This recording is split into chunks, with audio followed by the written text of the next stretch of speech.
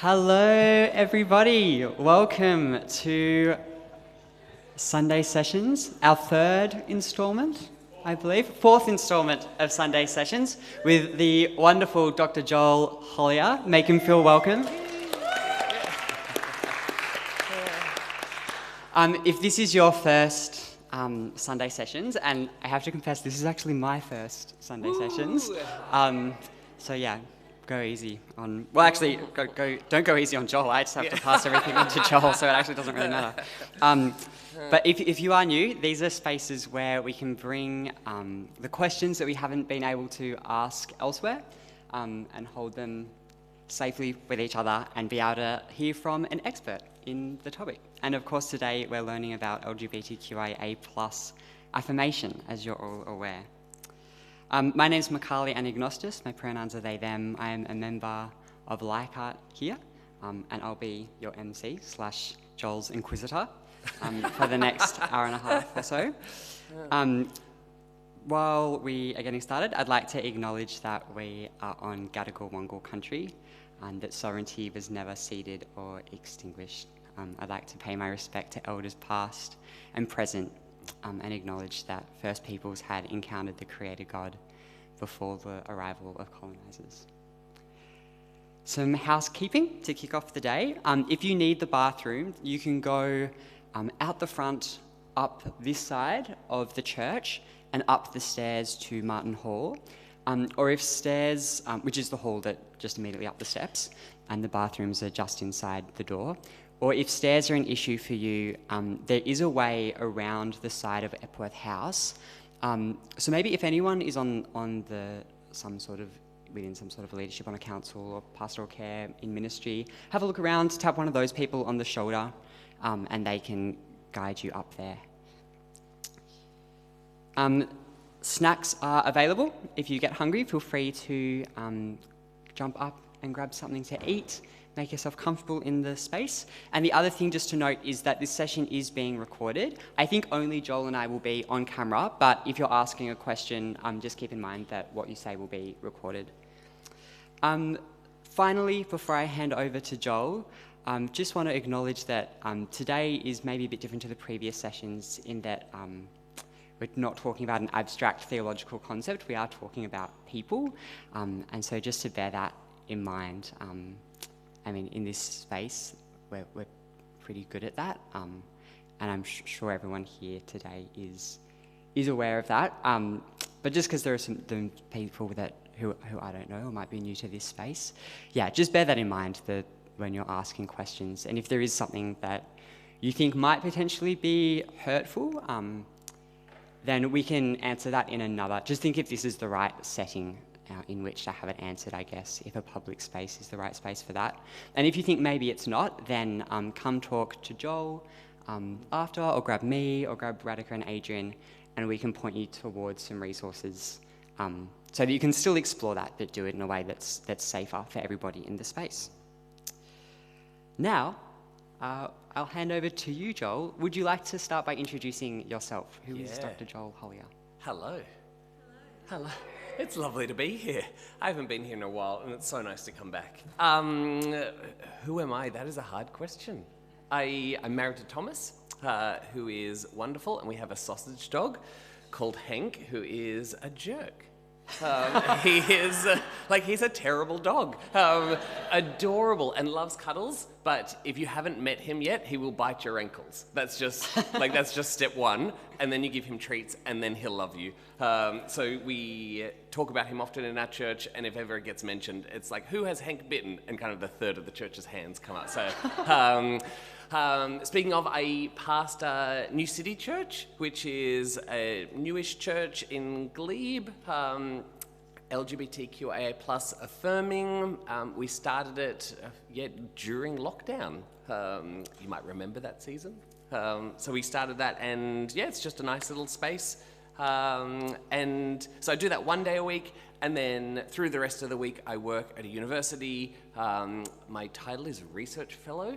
I am looking at Australia's mental health policy, particularly the NDIS, and our project is titled, somewhat facetiously, Fixing the NDIS. It's a funny joke, isn't it? So I'm on that project for 5 years, and just trying to understand it and see what's going on around in the world and where we can plug the gaps in Australia. And maybe tell us as well, apart from being obviously a queer person yourself and pastoring a queer affirming church, you also have done some research with queer Christian people. You just released a book about queer affirmation in the church. Do you want to maybe tell us a bit about that?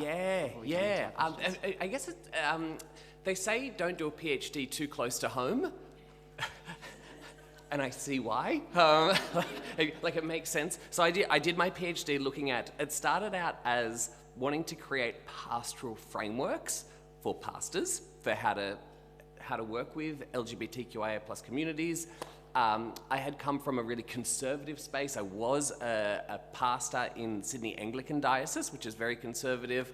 Throughout that period, realised, oh heck, I can't keep teaching this. This is not helpful. It's not healthy. It's also, I don't think, true. So anyway, that happened. Jumped in to do the PhD, looking at pastoral frameworks, and very quickly it became apparent that the people I was interviewing, LGBTQA plus Christians, didn't want to talk about pastoral frameworks. They weren't interested in that. I was interested in that. What they wanted to do was tell their stories. They wanted to share their stories of trauma. And so I just spent 3 years hearing story after story of trauma. And I didn't have the language of trauma at that point in religious spaces. That wasn't the connection that I had made. But at the same time, I was also working as a social worker. That was my professional background as well. I was working as a social worker, managing a health clinic for kids who've experienced childhood trauma. And I was working with OT, speech paths, kind of working out how do we wrap around these kids who have gone through the absolute ringer. And I was walking with my husband after we just got married. We were on our honeymoon in Tasmania, in Hobart. Hobart's lovely. Got nothing against Hobart. But as we were walking down one of the piers, we look up and there was skywriting. It was Easter time, skywriting. Cross equals love. Again, really beautiful message. Cross equals love. Like, I'm all for that. But I watched as Thomas, my husband, just shut down. Like, he just went silent. And I watched his shoulders hunch over, and he just stared at the ground, and we kept walking, and I couldn't work out what had gone wrong. Had I said something? Trying to put pieces together. And then it dawned on me, what was happening for Thomas was the exact same thing that I saw happening with my kids in the clinic. This was a dissociation response. They would zone out and just shut down and go quiet because it was all too much for them, and exactly this, like, it was to a T. And I went, oh, I worked it out. And I said to him, you're traumatized. Like, he didn't take it super well, but like, it makes sense when you start thinking about it through that lens, to say, oh, you've been really hurt. You've been really hurt in this space. And so in the end, I wrote a book called Religious Trauma, Queer Identities. You can buy it if you want. It's $230. It's an academic book, so that's its target. But I've been writing bits and pieces around. I wrote another theology book, which for me was really important to work out the theology of what I thought, because when we're in this space, I think most people in the world want to see it as psychology or ideology, and they want to have that conversation.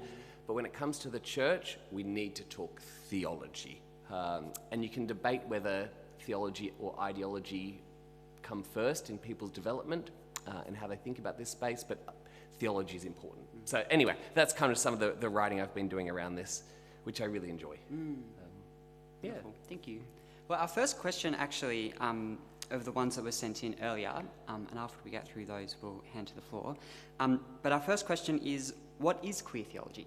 Which is maybe the place to start. What is queer theology? It's so big. How long do we have? There's a lot in that, and I should say I'm happy for people to throw up their hands if they're confused about something. So feel free to get clarity you need that. What is queer theology? I think you can't answer what is queer theology without thinking through what is queer theory first. They kind of intermingle.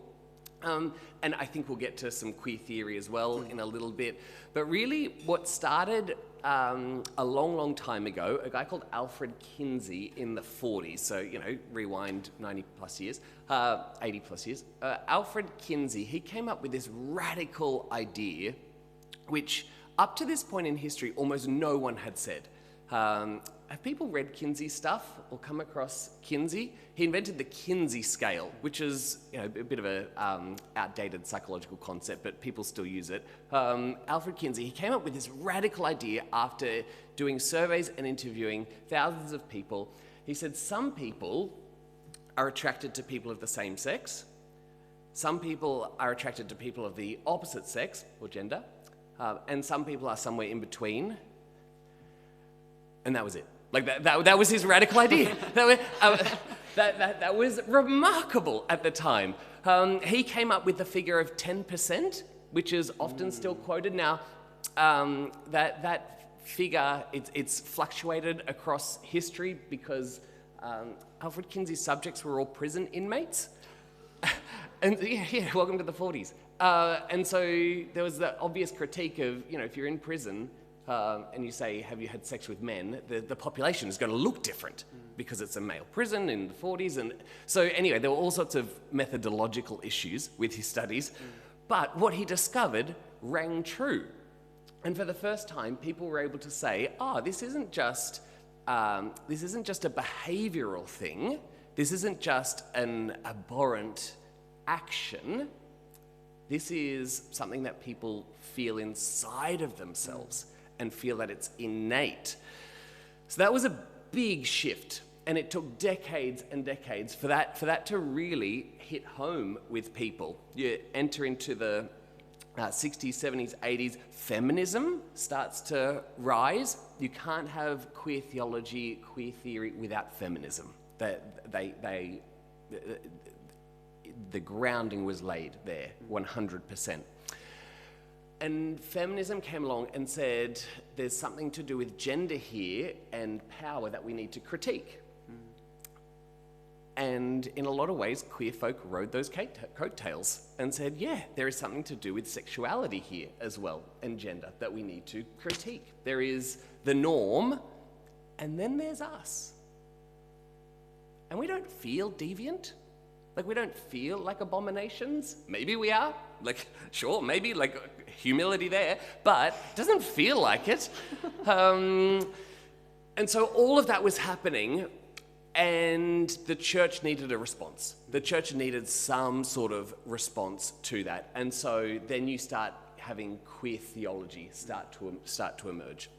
And it started with what we might call LGBT affirming theology. They're a little bit different. LGBT affirming theology really came out to say, hey, look, here's these passages which you are just wielding like a sword here. There's maybe 6, 7, 8, if you count the really obscure ones. Passages that people are saying are anti-us. They've often been called the clobber passages. We can dive into those further if people feel like it. But there's some cultural, contextual things that we need to consider here. And so it got to the point where there was a growing body of people who said, look, I don't think the Bible is anti-LGBT identities, relationships. Queer theology grew out of that in a lot of ways.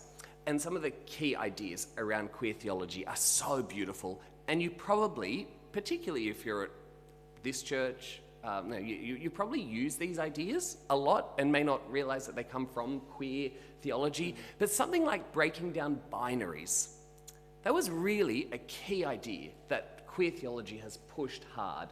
And that might be gender binaries, but it might also be binaries around good and evil, to say actually we need nuance there, binaries around heaven, hell, binaries around male, female, like the whole gamut of just saying, like the world doesn't feel like it can be put in boxes.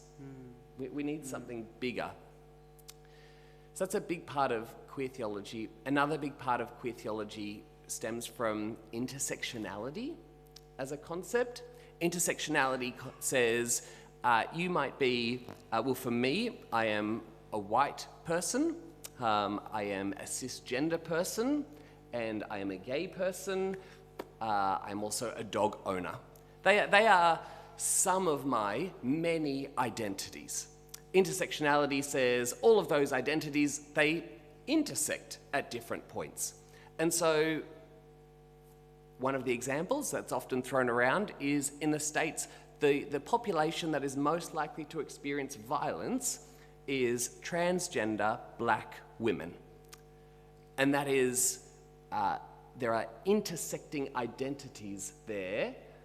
I know the word oppression is thrown around a lot, but I think it's helpful in this context to say there is something about being black in America at this point in history, being a woman and being trans, where if you merge those together, you're more at risk of X put in factor. And so intersectionality within queer theory is really important. Merge that into theology to say, identities aren't just something that we put up with. Identities aren't just something that we tolerate. Identities are something that we as Christians are called to celebrate.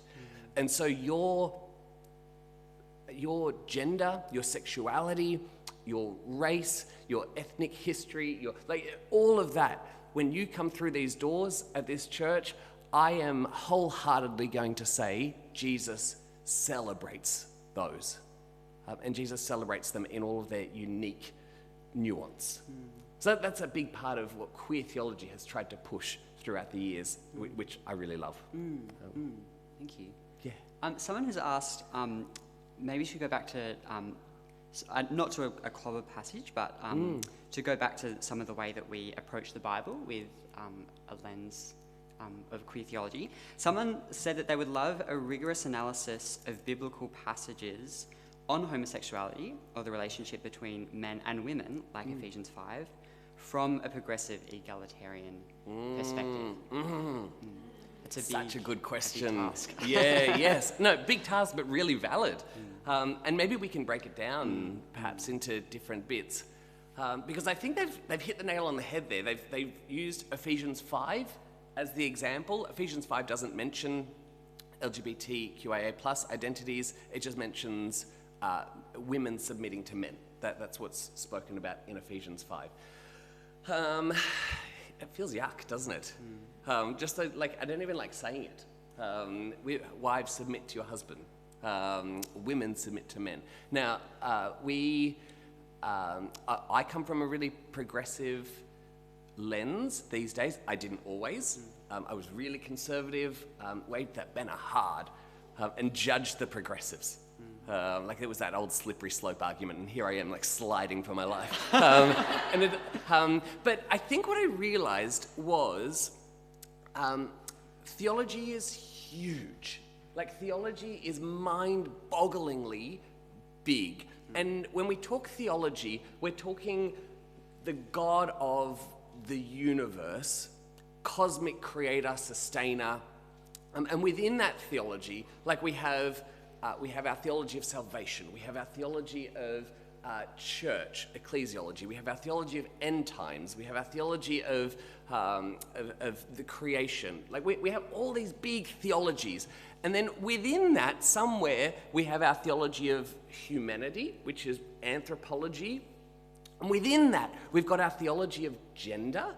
And kind of slightly within that, intersecting, we've got our theology of sexuality. So by the time we actually get to talk gender, sexuality, like we are talking the most minuscule portion of theology.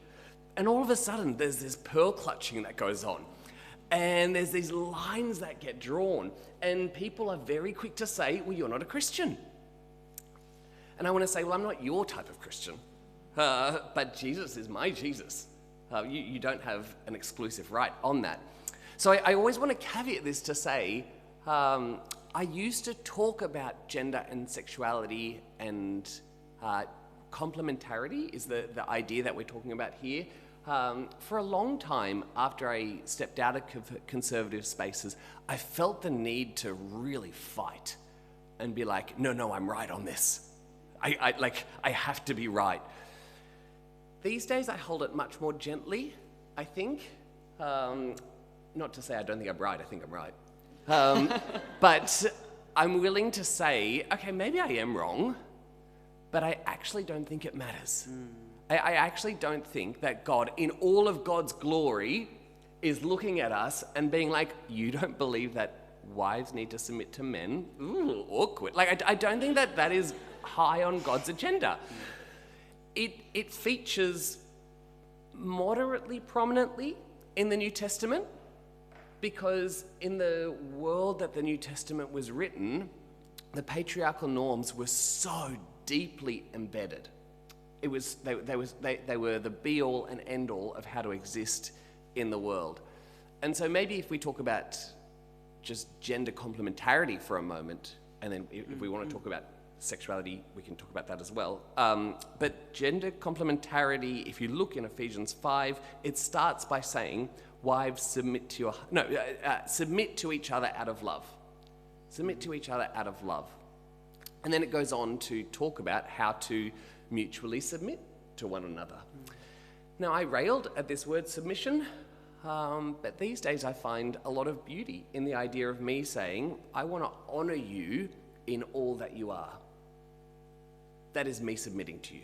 I honor who you are. I want to lift you up. I want to do everything that I can to raise you in whatever way that I have strength to do. And I expect you to do that to me as well. I expect you to do that. And if you don't do that, you're the one who's broken the contract here. Because I want to honor you and lift you up. And I think that is how, if we were to break it down into strict binaries, as Paul's world did, I think that is how we are to continue living. That is a wonderful blueprint. I want to honor you and lift you up. These days, science has shown us that there's not two genders. There's a lot more than that. We've really moved into that space in wonderful, beautiful ways. And so we have to think through, well, what does that look like today? I don't think it looks very different. Nothing's changed. I can honor you and lift you up, aka submit, if we're going to use Paul's term. I can honor you and lift you up in God's beautiful ways. And that for me has become an invitation rather than you must do this in order to live out what it looks like to be the church. Does that make sense? Yeah, it sounds like you have a way of approaching the Bible that really has conviction about what you think it's saying, about what it means to live well and be human, but also an open-handedness. And an ability to relativize the way that you're reading it. Yeah, yes, and put it in context. That context just becomes key, as I'm sure everyone here understands. Yeah. Yeah, thank you. Cool. Yeah, I'm happy with that. I think we can move on to another question. Lovely. I think we had a couple of questions about queer faith communities in other religions, and then also a question about other cultures, particularly in the Pacific. Did you want to venture into that? Yeah, certainly. This is not my area of expertise at all. But I have really appreciated conversations that I've had with a lot of people. So maybe I can just share some of those conversations that have been really life-giving for me. There is no major world religion that is fully affirming of LGBTIQA plus identities. Like that, let's just start with that. There's no major world religion that says, yay, the queers. But within every major world religion, we see movement. We see people coming together.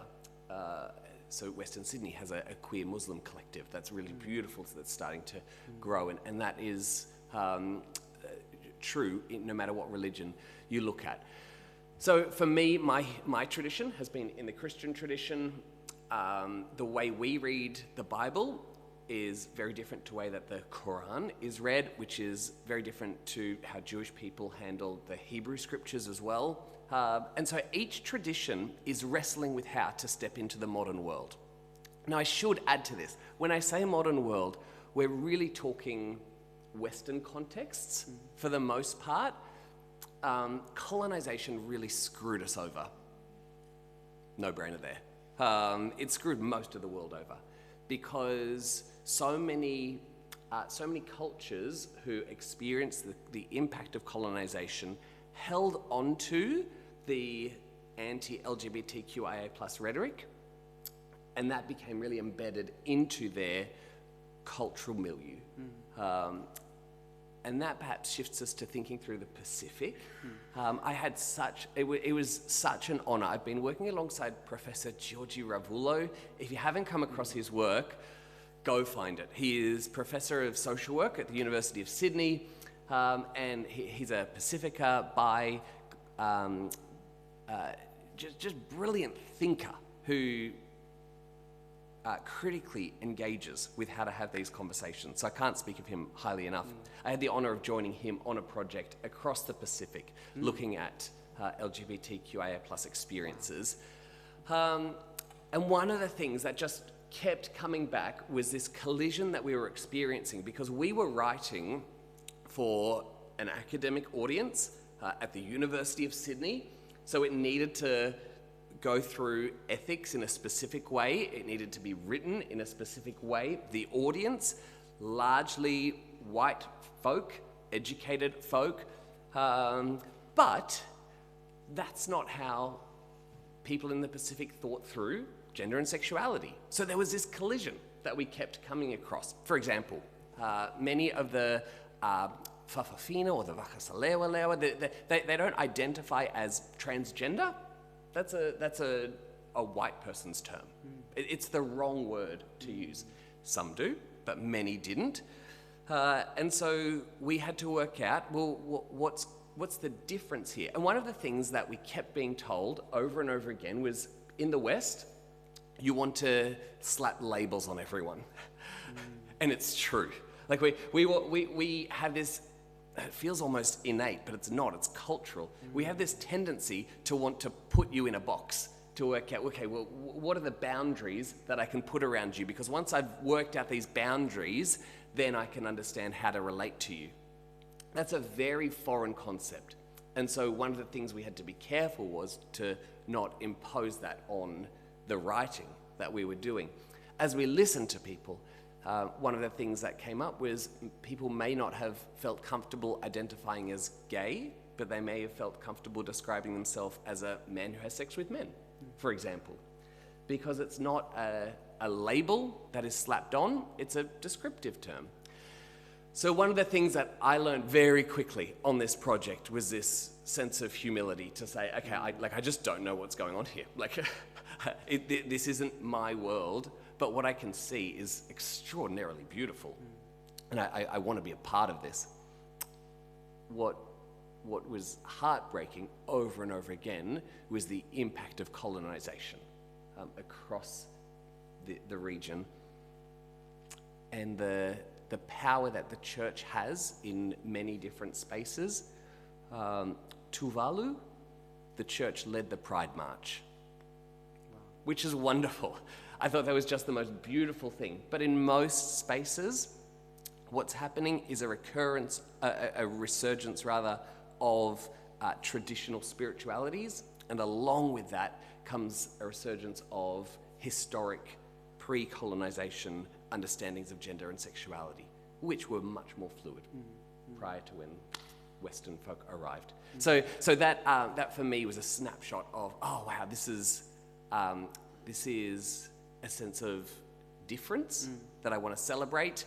But I will not say that there is one experience of being an LGBTQIA plus person or a queer individual. There are so many stories that we want to listen to.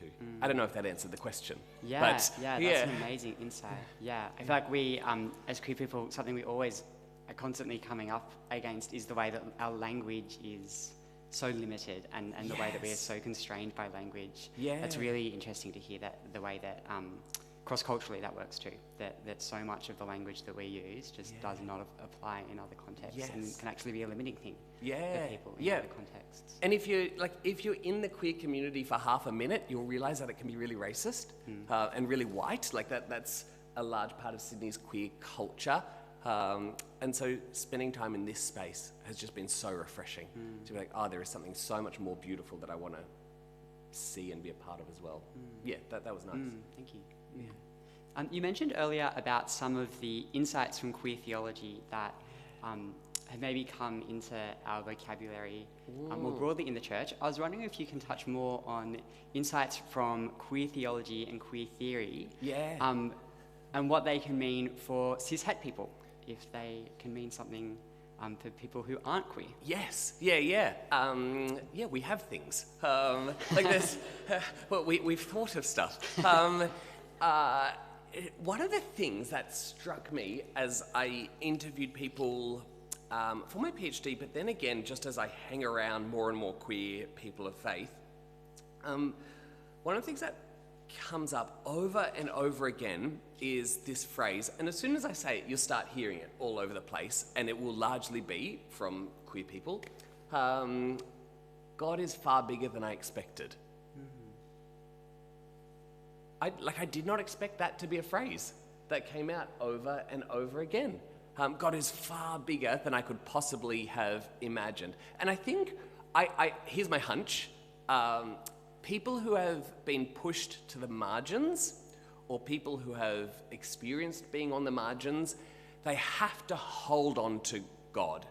At that point, there is they could let go of God, and many do, that's part of the journey. But if they're going to move through that with a faith, they have to hold on for hell and high water. Like they grasp hold, and there is no option but to wrestle. It would have been so easy for me, and I'm sure for you as well, at any point, for many people in this room, to just tap out of church and be like, yeah, that place is messed up. That place is screwed. Like, I'll come back in 50 years once it's got its shit together. That would have been a really easy thing for us to say, but here we are, holding on, and we have had to work through, is this God worth it?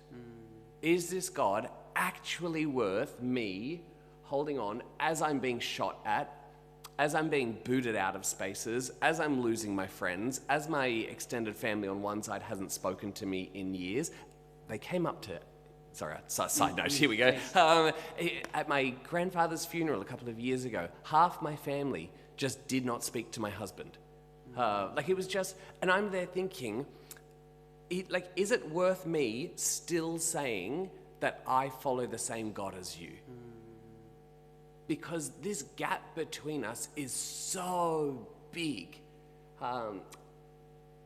Even something like, and I know this isn't this space necessarily, but for me, the term evangelical was really important because it was such a part of my tradition. And I didn't want them to win. And I'm stubborn. And so I've held on to that word to try and redeem it and say, actually, no. The word evangelical, it means I love God. It means that I see beauty in the work of Jesus in the world. I see the Bible as a healing source. And I still hold all those things, but can I still call myself an evangelical? Almost hell no. But there's something in that, because I feel like, this is going to sound really arrogant, I feel like my faith is more beautiful today than it was 10 years ago. Therefore, my faith is more beautiful than the people who haven't been on this journey. Now, that's the really arrogant thing to say, because who's to say my faith is more beautiful than yours? Like that, I obviously can't say that, but that's kind of how it feels. I know it's been hell, but I wouldn't give up going through this journey, because now my picture of God is so much bigger.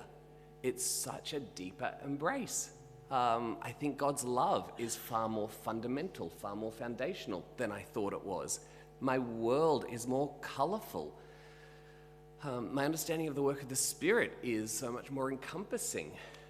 And that is thanks to my theology shifting as a queer person. That is queer theology.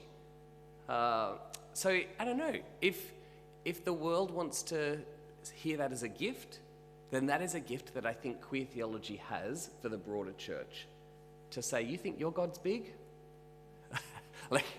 Wait till you see mine. My God is big. And my God is so embrace it. Like the love that flows is so wonderful. So the gift of queer theology, I think, is a big God. Now that is deeply orthodox in every language. That is deeply conservative in a lot of ways, that God is big. And yet my experience is, as soon as I start speaking about that, my conservative family traditions want nothing to do with it. That's a pity. Like that, in my mind, that's their loss in a lot of ways. If we were to shift a little bit from just talking about theology, I follow someone on social media who made a great comment that when the United Methodist Church, they've had lots of conversations over in the States about do they accept LGBTQ folk, and it's been complicated, but at one point it was a firm no, and he just pointed out that the choirs were decimated. And I thought it was a really good point. There's something quite practical in saying, no, the queers are really creative. Like we know how to throw a party. We're good at creative stuff, and I never want to walk into stereotypes, but here I am, like I'm a walking stereotype. So let's embrace it. There is something creative about queerness that I think is a gift to the church. As I was talking to people in Fiji, Tonga, Samoa, one of the things that they kept coming back to was the people who straddle a third gender, whether that's the Fafafina or the Vakasalewa, the ladies. It's the people who straddle that third gender who are often there at the beginning of events, decorating the hall, and they were the ones who were there making sure that everything was beautiful.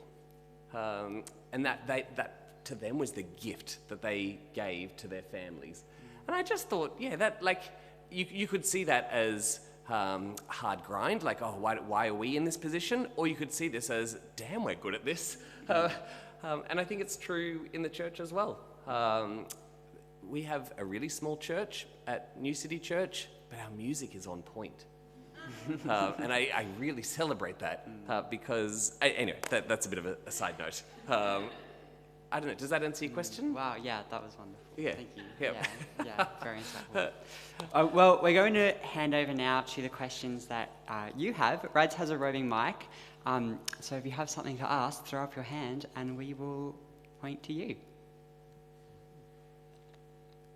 I might get things started and then I can go to the next one. Joel, there are many churches and expressions of church and Christians who believe that being not cisgender or not heterosexual is something that through prayer and faith can be healed, right? How do you engage in that conversation, and has it changed the way that you read biblical stories of healing and the way that Jesus engaged in a ministry of healing? Yeah. How do you engage with that conversation? Yeah. Oh, do you want to yeah. Oh, yeah, thank you. Yeah, good one. Yeah, I guess the space that we're talking about there is conversion therapy is probably the word that gets used a lot. And the idea is, okay, you are experiencing same-sex or same-gender attraction, and so we're going to convert you, like that's the word that's used, conversion therapy. We're going to convert that into heterosexuality. Or you're experiencing in your body and your mind and your heart, your soul, that you are a female, even though you are in a male-looking body, so that is, you are transgender. We're going to try and convert you back into cisgender. So that's the word cisgender. Cisgender is when your identity, so who you feel as a person, the gender, aligns with the sex that you're assigned at birth. Couple of things. Conversion therapy doesn't work. I think that's the first thing that we need to call. I prayed for years that God would make me straight. I wrestled with it. I cried over it. I was so depressed throughout years. I begged God to straighten me out. There's a verse in Ecclesiastes says, "Which what God has made crooked, who can straighten?" And for me, I just think it's so true. Like, it's just not going to happen. Because I came to the conclusion, I think God made me this way, and that I think has to be part of the shift that we move through.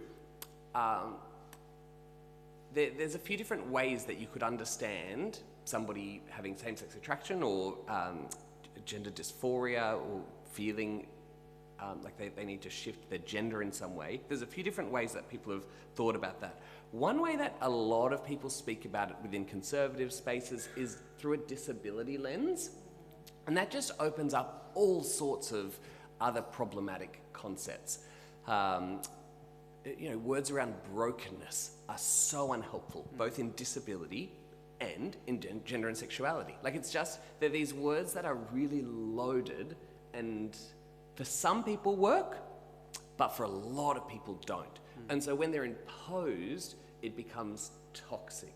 When that is how you think I have to identify, it becomes so harmful. So for a long time, I told people that I was same-sex attracted and I was struggling. They were the words that I used. And you could see people light up. Oh, great, as long as you're still struggling. Yeah, you are in. And I became a bit of a, people at my Bible college just loved me. They were tripping over themselves to get me to speak at their churches, because here was somebody who had experienced, queerness in some capacity, although I would never have used that word at the time, but who spoke the language and held the conservative line. So while ever I felt like I was broken, I needed Jesus to fix me. Once I moved out of the disability framework that I held at the time, and I just think about how problematic that is in so many ways. But once I moved out of that to think about my sexuality in terms of diversity, and that is old Kinsey mate. There are some people in the world who experience being attracted to the opposite gender. There are some people who don't, and there's everything in between. Once I was like, in much the same way that you have roses that are red, and then you have roses that are yellow. And then you have roses that are white. And all of those are roses. They're not broken. I'm not going to go out and pray for them to change colour.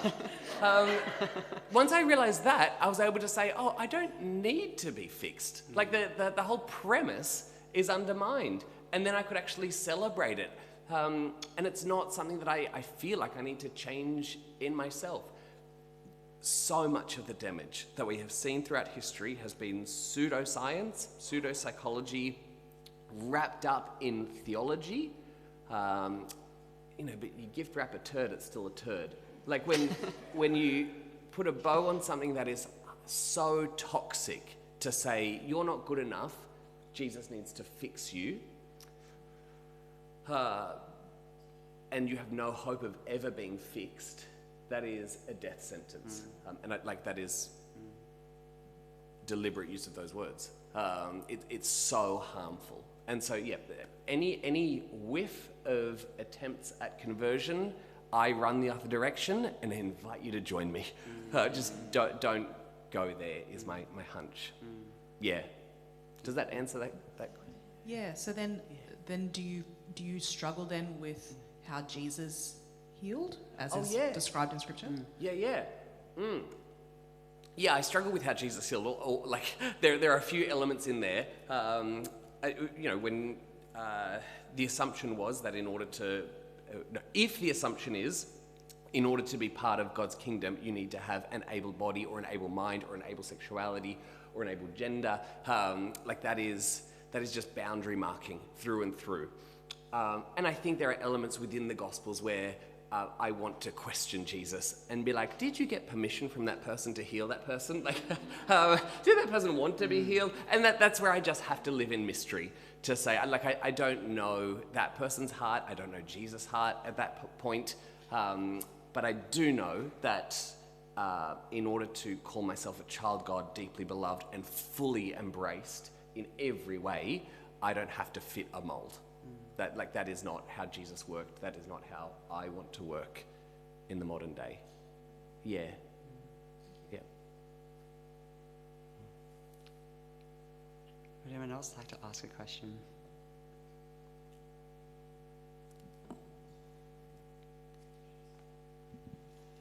Hello. Hello. Hello. My name is Alex. My pronouns are she and her. For me, one of the most difficult things about the two identities that I guess, hold most prominent at the moment, certainly in this space, queer and being Christian, or at least, Christian adjacent. The most difficult thing is coming up against the queer community, not the Christian community. I didn't grow up really in very intense Christian spaces. I never grew up in the church. So the queer community is my home community. It was my first community, and they're really important to me. In many ways, I don't give a shit what Christians have to say about me, but I do care a lot about what queers say about me. And so my question is, what role do I play? Do I have a role to play in healing some of that trauma that the queer community has experienced by the church? Is that role to demystify Christianity for Christians? Yeah. For queers, sorry. Do I have a role? And also, how do I make sense of that? Where does that... I guess I don't really know how to make sense of my Christianity in line with my queerness in the context of the queer community. And I feel like I'm much more afraid to come out as Christian than I am to come out as queer. And that's, and I often don't come out to people. Of course. Or people who are really close to me in the queer community, never ever tell them anything about my faith. I hide it. I won't talk about it. Because I just don't feel like it's a safe space. So how do I make sense of that? And I wonder, is part of that, it's not a safe space perhaps for you to come out as Christian, but also there's the fear that as coming out of Christian, you will not become a safe person for them as well. It's safety in two ways, which is so hard. And the heart behind that is I want them to feel loved. As soon as I tell them that I'm involved in a church, they're going to feel hated. It's just... and this is the situation. Do you have a role to play? Yes, it's all on you. I am hesitant to answer that in some ways because we all have a role to play, but we have to play that role so wisely and know when to tap out and know when to speak. And sometimes it is better to fly under the radar, and there is no shame in that, in my opinion, to say feel free to come back and say no, but this is just, I guess, how I see the world. I think we're in this for the long game. The queer community have been so bloody hurt. They're not hating the church for the sake of kicking someone. And they're certainly not kicking the church while it's down. The church has so much power. It's for a long time been David versus Goliath. Now there is a bit of equality there. The queer community is perhaps on an even footing of the church, maybe even starting to step up a bit further. We've got a bit of respect in society because the people on whose shoulders we stand have done so much work to create safe spaces. The church has not. The church has historically done so poorly at this. The queer community has exuded love and embrace and hope and joy, fruits of the Spirit. The church has not, and so we're playing catch up in so many ways. One of the things that I often do is make sure that people know that I'm married to a man before I tell them I'm a pastor. I would never tell, or I'll say my husband and I started a church with some friends. And there's this wonderful dissonance that you see in people's eyes. They're I had categories for you and now I don't. It's a game.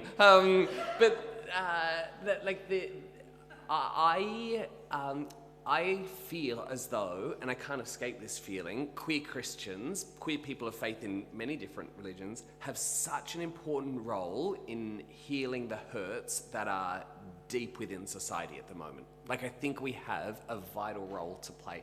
I put out a survey a month or so ago asking people to report on experiences of religious harm.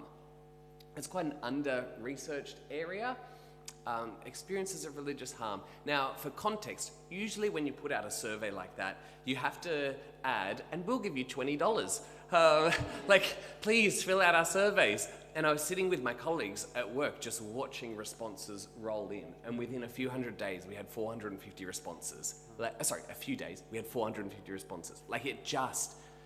People grabbed hold of it. And to me, that speaks of a couple of things. We're in a moment in time where religious trauma is being spoken about. We're getting words for it, which we haven't had for a long time. And alongside that, people are stepping up to tell their stories with those words. And it's really potent. Somebody asked me why I, as a person of faith, as a Christian, want to research religious harm. It kind of feels like, biting the horse that feeds you. No, biting the hand that feeds you. I mixed up two sayings there. Biting the hand that feeds you. What's the other saying? Don't look a gift horse in the mouth. They have the same meaning. Also, don't bite horses. It feels like biting the hand that feeds you. My thinking in that is people will tell their stories. Somebody is going to uncover religious harm. It will either be the psychologist in the psychologist's office, or Julia Baird in the ABC, or a Royal Commission in 5 years' time. It's going to come out. I would far rather it come out and stories be told in our hands, in our ways, where we're able to actually tell those stories in ways that honour healing. That to me is really important. What then is our collective role? And I think we each have a bit of a role to play in telling those stories, like how Uniting Church does this so beautifully, to say we are a church that is all about Jesus. We are all about justice. We're all about, we are about these things. Oh, you're queer? Great. Come along, be part of this story. I think the bridging role that we have to play is so vital. The hard part is we then get shot from both communities. And it's a matter of navigating that wisely and having a huge amount of grace for yourself. I have a tap-out clause with Thomas, my husband, to say, yep, I'm going to speak into queer spaces, I'm going to speak into faith spaces, but if ever I'm exhausted, I'm going to say tap out, and I have all the permission in the world to just say, no, I'm going to disappear for a bit. And I've used that a number of times. I also think there's a huge role for non-queer folk to play. And this is my plea, I guess. It's the old, if you're going to be an ally, at least stand close enough to me to get hit by stones. I'm kind of done with people who fly under the radar as secret allies. To me, that doesn't feel like allyship. All power to you, but just don't call yourself an ally. Find a different word for that. So anyway, that's kind of maybe something in there. I don't know if it helps.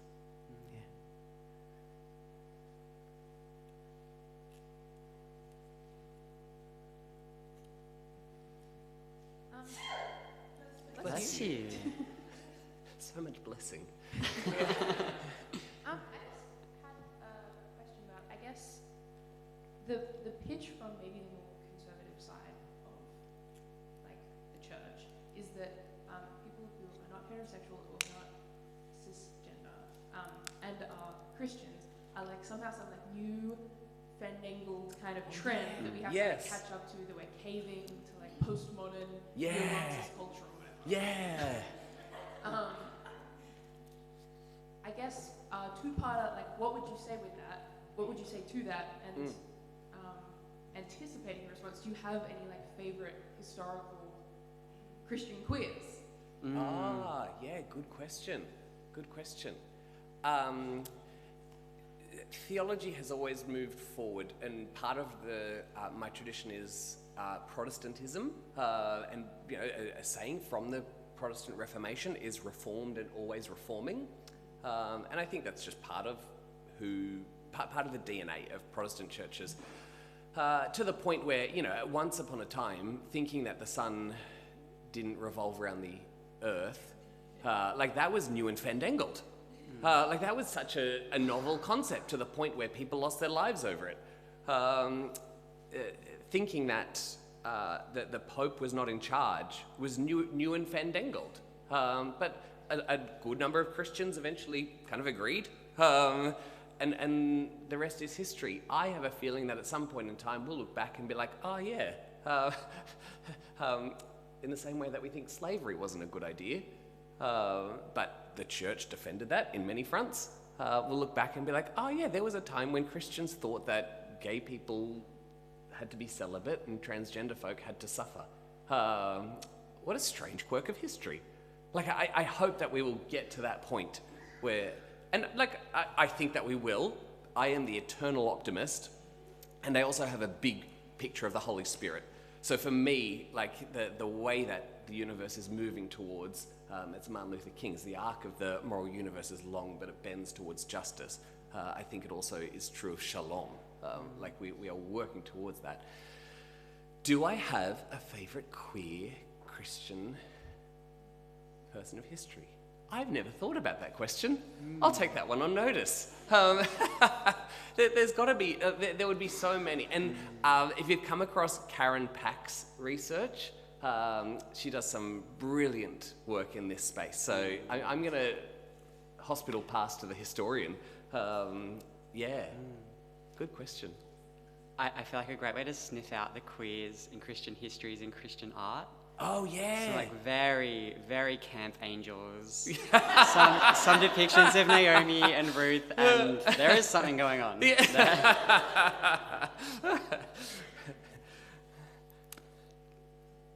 question that came through ahead of time from someone who is not able to be here today. Yeah. Mm.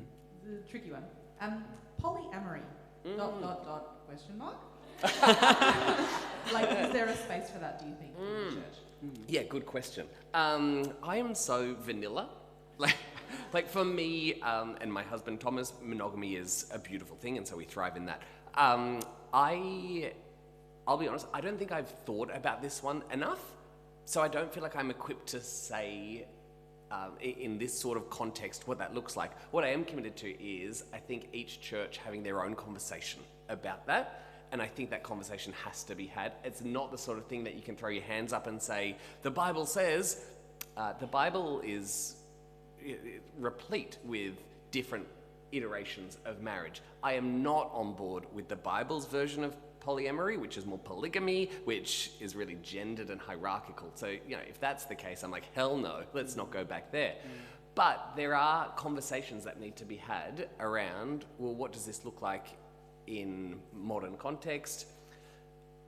I, again, am going to hospital pass that to say, I think that's a conversation we need to have, led by the Spirit, in our different denominations, church contexts, and dig deep, not just ignore it.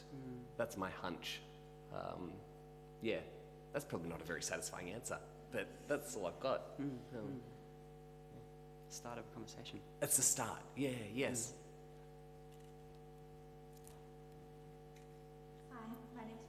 Hi, Paige. Pronouns are she, her. I just wanted to kind of loop back around to something that you were saying at the beginning, which was that it would have been much easier for you or for, I guess, any queer person in the church or any person in the church who has had trauma from the church, whether it's because they're queer or for some other reasons, to just go, no thanks, and walk away. Yeah. And obviously a lot of people do that. And some people come back and some people don't. But I guess I was wondering what keeps you here?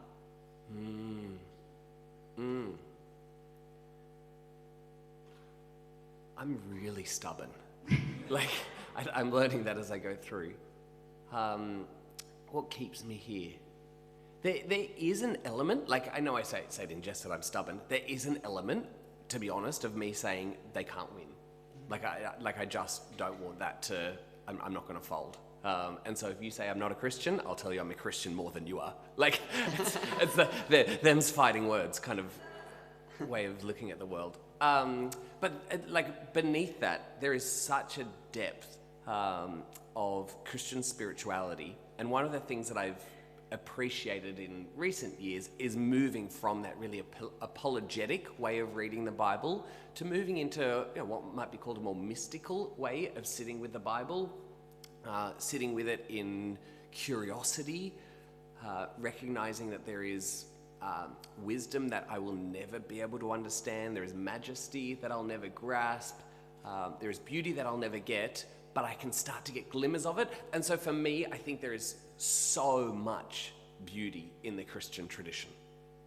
It is a well that if I spend the rest of my life digging into, it will never run dry.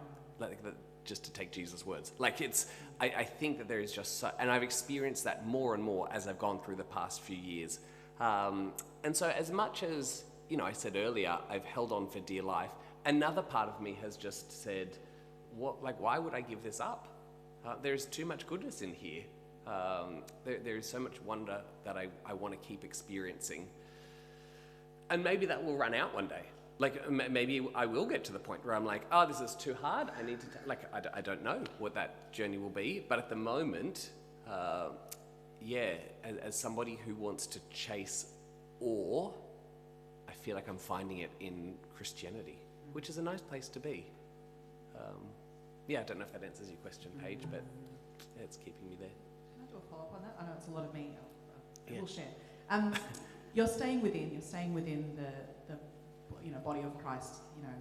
I think that's really real. But you have also elected to start a church, you and your husband, that is outside of denominational structures, right? Yes. What was that decision like for you? Was there intent about moving away from sort of organised denominations? Yes. Doing your own thing? Yeah, there's a lot of baggage. There's a lot of baggage with denominations, traditions, and one of the things that we found over and over again was Richard Rohr speaks about the best critique is just something better. And for me, it was I don't want to create a queer church. I don't want to be a church for only queer folk. But at the same time, I want a church that fits with my tradition. I can't find that at the moment at the time in my little world that I was in, so it was just a matter of, well, let's start it. And then from that, what we realized quickly, a few things.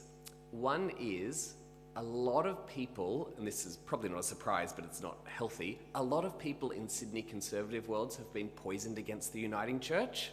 I don't know if you've experienced that. It's so harmful and it's baseless, it just pisses me off. But there was a number of people who came to our church who just felt like the Uniting Church didn't fit their history and their tradition. And so we started thinking, well, are there other ways to connect with denominations? And every time we turned to think, well, can we connect with a denomination?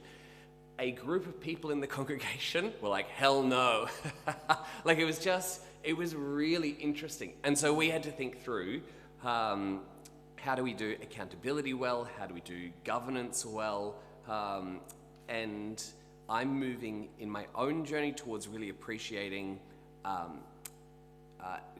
varied ecology of Christian expressions in any city. And so we need denominations. I think the church needs that. And we also need little independent spaces that can catch people who don't fit into the squares that are elsewhere. So that's kind of how I see New City Church these days. It's just one of the many different iterations of what church could and should look like in a city. If that makes sense.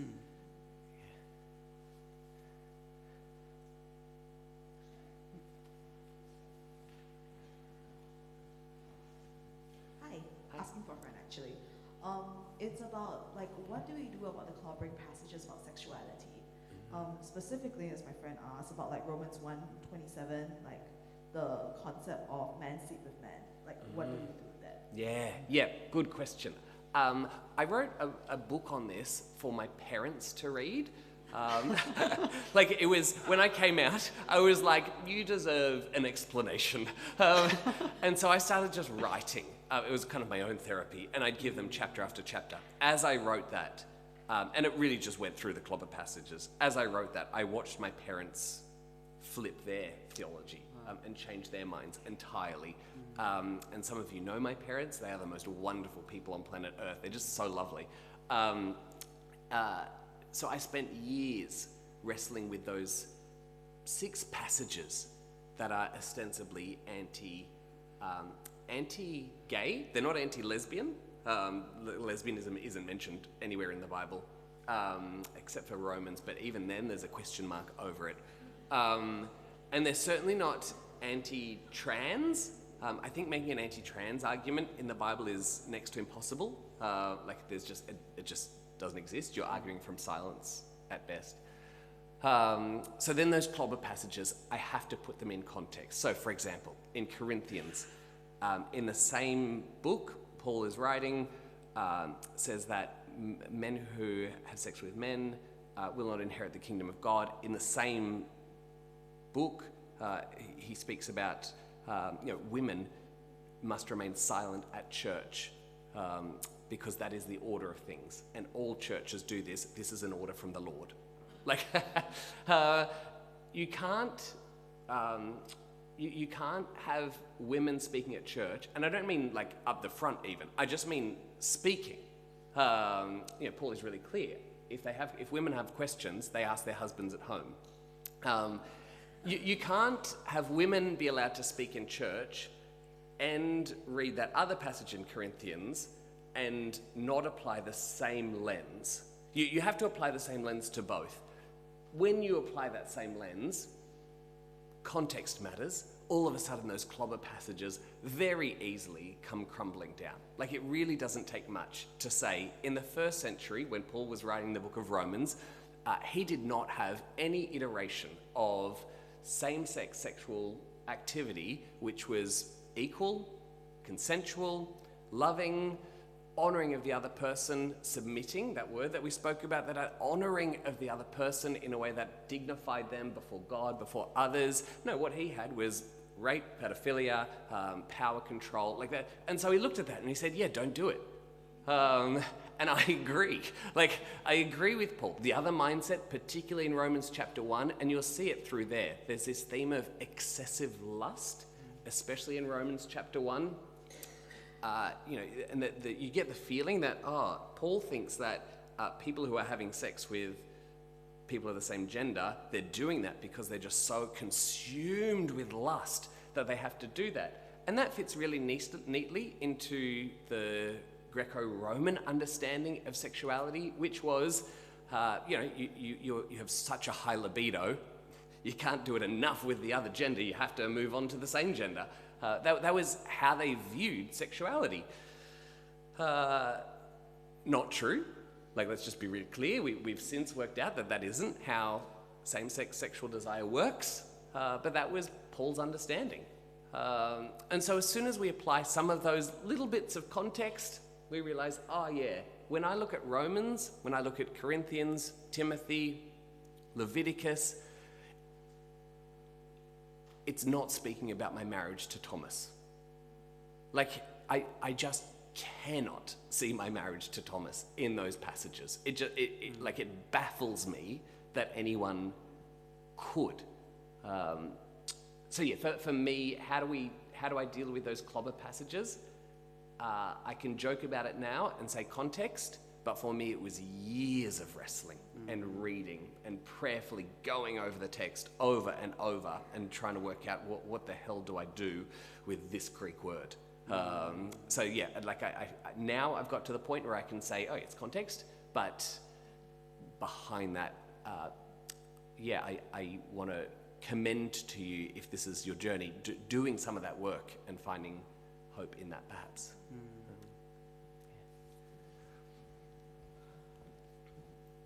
Hi, Joel. Hi, Athena. she, her. My question is, the LGBT community is very, really pro being proud, being out and proud. Yes. But there is another section of the LGBT who are in the closet. And I really struggle because I am in the closet, not here. Surprise! Yeah. Surprise! Hopefully my parents don't, my family don't hear this. Oh, sorry.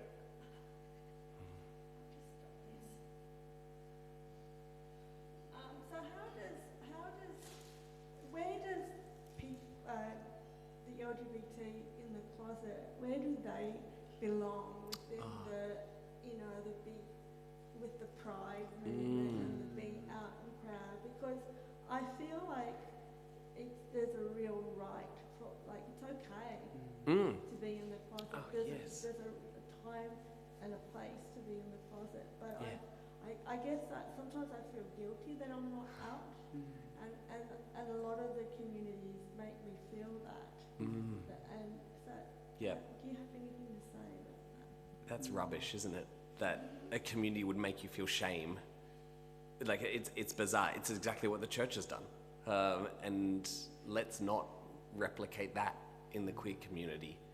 The rainbow umbrella is wide, and I think at its best, it brings in and lifts up. With any community, there is a lot of hurt, whether that's from trauma or just humans are jerks. There is always going to be a portion of the community that is harmful, and unfortunately, what you describe is so common. Like, there is a sense of, if you're not out and proud, you're not one of us in some portions, and it's so harmful. I often feel like I don't fit in the queer community. That's, and I am out, and I'm not a rainbow queer. Like, I don't have a badge that, I hate the rainbow. It's just very aesthetically not pleasing to my eyes. But it's just not the way that I roll. And I have felt a lot of judgment from the queer community because of that. And I'm not going to shift the way that I behave in order to fit in. But the judgment that stems from trauma is fierce. And I fear that people think and associate the closet with their own experiences of harm. And so if they see somebody else who is in the closet, it just brings up their own baggage. And people need to work on their own stuff a lot of the time. It's tragic and so sad that people like yourself and other people in this room, I'm sure, catch the brunt of that. There will be a reckoning, I think, within the LGBTQ community of apologies that need to happen. And I hope that happens quickly, because you certainly have a space under this queer umbrella. Like, it's, you have a vital space. And I wonder if, not that every person in the closet needs to have a purpose per se, but in my experiences, some people who are still in the closet have found a sense of purpose in connecting to other people who are in the closet and saying, this is legitimate and this is real. And you know what? We might not ever get out of the closet, and that's okay. Because, and again, this is where I want to honor some of those cultural elements. In the West, it is all about you. It is all about your individual flourishing. But for most cultures around the world, it is about the connection between individuals that matters. And so for a lot of people who don't come out, and this is, I think, why a lot of the queer community in the West particularly is really racist, that they don't understand, I don't understand the importance of that connection. So there are a lot of people who are in the closet who will not come out because that will damage the connections. That is what is important. We need to make space for those people to say, you are as much in this community and church and space as anybody else. I don't know if that gets somewhere along those lines, but let me just honor what you're observing there, because it's so true and so painful. Yeah. Yeah, this will be the last question, Erin.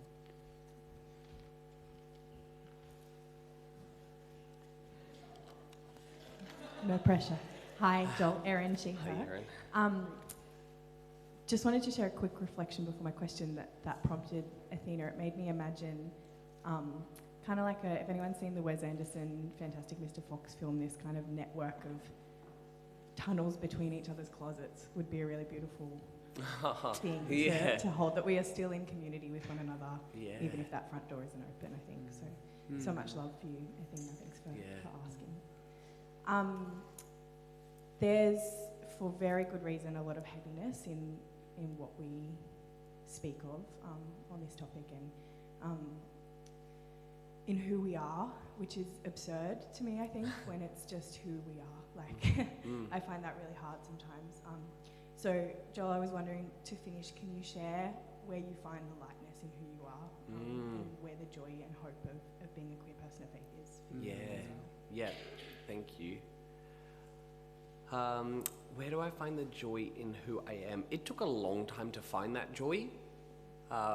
People in this room knew me when I was a kid, and I was very bubbly and extroverted and out there. It masked a lot of pain and a lot of hurt, and I overcompensated. It's only been the last few years that I've settled into my space and realized, oh yeah, I'm actually happy. Like, it's taken a long time to get to that rhythm. And even just the last month, I have been able to sleep through the night. Look, that doesn't feel too groundbreaking, does it? But this is just the way my brain is wired. It's hard sometimes to find that joy and settledness and contentment. But by God's grace, I've been chipping away at it to the point where we went and visited my husband's family the other day. Quite conservative, beautiful family, but it's always been hard to know how we navigate talking to the nieces and nephews. But I was so proud to rock up there as Thomas's husband the other day in a way that I had never felt before.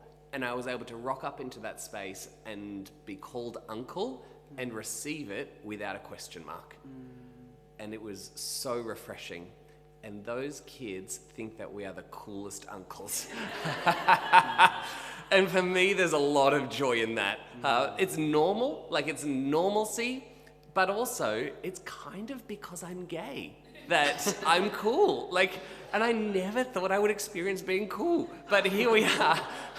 And I am just appreciating that immensely for me. Thank you for your question. Yeah. Wow, let's thank Joel.